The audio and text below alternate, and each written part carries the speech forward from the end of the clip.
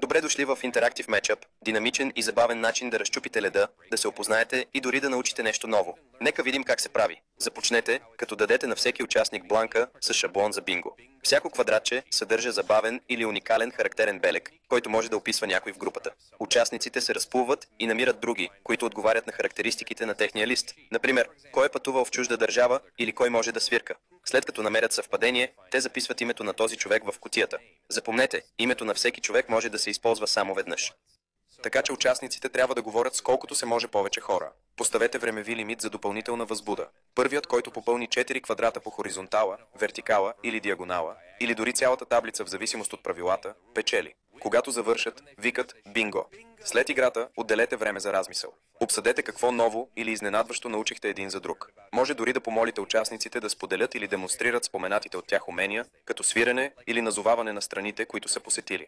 Сега, когато знаете как да играете Interactive Matchup, време е да опитате с вашата собствена група. Забавлявайте се, докато се свързвате, откривате и споделяте. Interactive Matchup е чудесен начин за забавление, докато се свързвате, откривате и споделяте.